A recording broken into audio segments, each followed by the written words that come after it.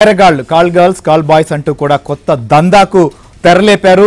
తెలుగు రాష్ట్రాల్లో ఈ యొక్క దందాలో మోసపోతున్నటువంటి వారు వేల సంఖ్యలో ఉన్నారనేది మాత్రం వాస్తవం. కొంతమంది బయటకు చెప్పుకోలేనటువంటి పరిస్థితి. గంటకింత 2 గంటలకింత నైట్కైతే ఇంత అంటూ కూడా చెల్లింపులు చేసి మోసపోతున్నారు. చాలా మంది బయటకు చెప్పనటువంటి పరిస్థితి. కొన్ని మాత్రమే ఏదైతే డిపార్ట్మెంట్ దృష్టికి కూడా వెళుతున్న పరిస్థితి. అయితే ఈ వ్యవహారం ఎలా సాగుతోంది, ఏ రకంగా ఈ దందా నడుస్తోంది, సోషల్ మీడియా ప్లాట్ఫామ్గా ప్రస్తుతం వస్తున్నటువంటి అనేక రకాల మోసగాల్లో టెలిగ్రామ్ సంబంధించినటువంటి ఏదైతే యాప్ ద్వారా ఏ రకంగా జరుగుతుందో కూడా మనం అనేక చోట్ల అటు ఢిల్లీ నుంచి కూడా వరంగల్ దాకా అనేక ప్రాంతాల్లో నగరాల్లో ముఖ్యంగా పట్టణాల్లో ఏ రకంగా సాగుతోందో కూడా మనం బయటపెట్టినటువంటి పరిస్థితి. సో దీనిపైన స్ట్రింగ్ ఆపరేషన్లను ఏబిఎన్ కొనసాగించింది. సో వరంగల్ ప్రాంతంలో ఈ వ్యవహారం పైన ఏ రకంగా సాగుతుందో కూడా మనం చూస్తాం. ఎందుకంటే హైదరాబాద్, బెంగళూరు, ఢిల్లీలో మాత్రమే అనుకునేవారు. సో ఈ కల్చర్, ఈ మోసాలు అనేటువంటివి కింద స్థాయి వరకు కూడా వచ్చాయి. నవీన్, ఏంటి వరంగల్ కేంద్రంగా లేదా వరంగల్ నుంచి కూడా మీరు ఈ దందాన్ని బయటపెట్టే ప్రయత్నంలో చేసినప్పుడు సో ఏ రకమైనటువంటి పరిస్థితి ఏర్పడింది, ఎట్లా అసలు ఈ చీటింగ్ చేస్తున్నారు? శ్రీహరి గారు, మీరు చెప్పినట్టు టెక్నాలజీ పెరుగుతున్న కొద్దీ సైబర్ నేరగాళ్ళు తమ నేరాలను విస్తృతం చేస్తూ ఉన్నారు. ఒకప్పుడు ఓటీపీల ద్వారా మోసాలు చేసి బ్యాంకులో డబ్బులు కొల్లగొట్టేటువంటి వాళ్ళు, తర్వాత లింకులు పంపించి అకౌంట్లను ఖాళీ చేసేటువంటి వారు. ఇప్పుడు వల అమ్మాయిలను ఎరగా చూపెట్టి టెలిగ్రామ్ లాంటి యాప్లలో అమ్మాయిలను ఎరగా చూపెట్టి వాళ్ళని మీ దగ్గరికి పంపిస్తాము గంటకింత అనేటువంటి ప్యాకేజ్ రూపంలో మాట్లాడి సోషల్ మీడియాలో టెలిగ్రామ్ లాంటి యాప్లలో వాళ్ళ దగ్గర అంటే యూత్నైతేనేమి అలాంటి చర్యలకు పాల్పడేటువంటి వ్యక్తులను వాళ్ళు ముందే గమనించి వాళ్ళ దగ్గర నుంచి వివరాలు సేకరించి ఈ విధంగా మోసం చేస్తున్నారు. స్వయంగా ఇవాళ నేను చేసినటువంటి స్ట్రింగ్ ఆపరేషన్లో కళ్ళు చెదిరే నిజాలు బయటపడ్డాయి.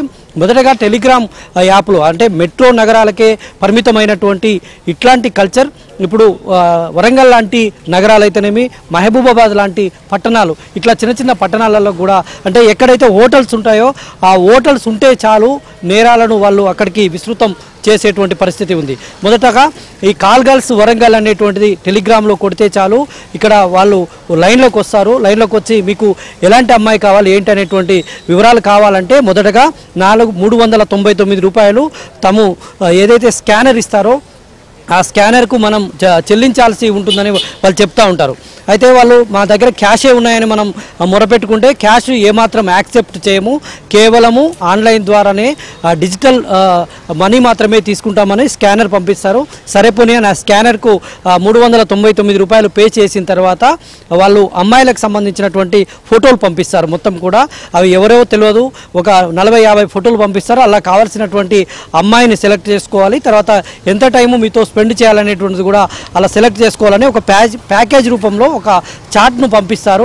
ఆ చార్ట్ను మనం ఫాలో అయ్యి పలానా అమ్మాయి కావాలని మనం కోడ్ చేసి దానికి రిప్లై ఇస్తే వెంటనే పలానా హోటల్ ఒక లింక్ పంపిస్తారు. ఆ హోటల్ అడ్రస్ ఉంటుంది. అందులో మనం ఆ గూగుల్ లొకేషన్ ట్రాక్ చేసుకుంటూ ఆ హోటల్కు వెళ్ళిన తర్వాత అమ్మాయిలకు సంబంధించినటువంటి పేమెంట్ ముందుగాలు చేయాలి. పేమెంట్ చేసిన తర్వాత మీకు అమ్మాయి వస్తుందని చెప్తూ ఉంటారు. అయితే ఇలాంటి మోసాలపైన కూడా స్థానికంగా కూడా చాలామంది పోరాడుతున్నటువంటి పరిస్థితి ఉంది. చైతన్యం కలిగిస్తున్నారు. జ్వాలా స్వచ్ఛంద సేవా సంస్థ ప్రతినిధి స్వయంగా ఉన్నారు. ఒక నిమిషం మాట్లాడిద్దాం సార్. ఏం చెప్తారు ఇట్లాంటిది? భారతదేశం టెక్నాలజీ ఎంత అభివృద్ధి చెందుతుందో ఆన్లైన్ మోసాలను కూడా అంత అభివృద్ధి చెందుతుంది. ఆ యువత ఈ కాల్ గర్ల్స్ ద్వారా అనేక పెడదవ పడుతున్నారు. తెల్లారు లేస్తే 24 గంటలు సెల్ చేస్తున్నారు. కాబట్టి ఆన్లైన్లో మోసాలు కాల్ గర్ల్స్ అని చెప్పేసి మీకు ఆడియో కాళ్ళు 500 రూపాయలని, వీడియో కాల్ చేస్తే 100 రూపాయలని, 1000 రూపాయలని చెప్పేసి వీళ్ళు కాల్ గర్ల్స్ చేస్తున్నారు. కొన్ని యాప్లు, అనేక యాప్లు ఉన్నాయి. ఈ యాప్లు నిర్వాహకులు ఎవరో కానీ మన డిపార్ట్మెంట్ పోలీస్ అధికారులకి చాలా మంది తెలిసి ఉంటుంది. వీళ్ళ వీడియోలు కూడా వీళ్ళ ఫొటోస్, ఆడియోలు, వీడియోలు కూడా అన్నీ మనకు సెల్లులో అవుపడుతున్నాయి. కానీ ఆర్థిక నేరాలు ఎక్కువ పెరుగుతున్నాయి అనే నిఘా ఎక్కువ పోలీసు అధికారులు పెట్టి ఈ ఆన్లైన్ మోసాలను తగ్గించాలి. ఈ ఆన్లైన్ మోసాలు చెందిన యువత తల్లిదండ్రులకు, సమాజానికి చెప్పుకోలేక ఆత్మహత్యలు చేసుకున్న దాఖలాలు వరంగల్, హైదరాబాద్ చాలా ఉన్నాయి. ఇట్లాంటి పరిస్థితులు అంటే జ్వాలా లాంటి స్వచ్ఛంద సేవా సంస్థలు ఇట్లాంటి వాటి మీద పోరాడుతూ ఉన్నాయి. అయితే యూత్ కూడా ఇట్లాంటి వాటిని గమనించి ముందే అప్రమత్తంగా ఉండాలని అయితే ఏబిఎన్ ఆంధ్ర సూచిస్తుంది. Thank you Naveen, thank you Shashi. So ఇది వల విసిరి ఏ రకంగా దోపిడీ చేస్తున్నారో ఏబిఎన్ కూడా జరుగుతున్నటువంటి మోసాన్ని కూడా బయటపెట్టింది. ఇటు ప్రభుత్వాలు కావచ్చు లేదా సైబర్ పోలీసులు కూడా దీని మీద ఖచ్చితంగా దృష్టి పెట్టాల్సి ఉంది. ఇలాంటి ఆగడాలను కట్టడి చేయాల్సినటువంటి పరిస్థితి తప్పకుండా కనిపిస్తోంది. సో అప్డేట్స్ కొనసాగుతూనే ఉంటే స్టేట్ టు ఏబిఎన్.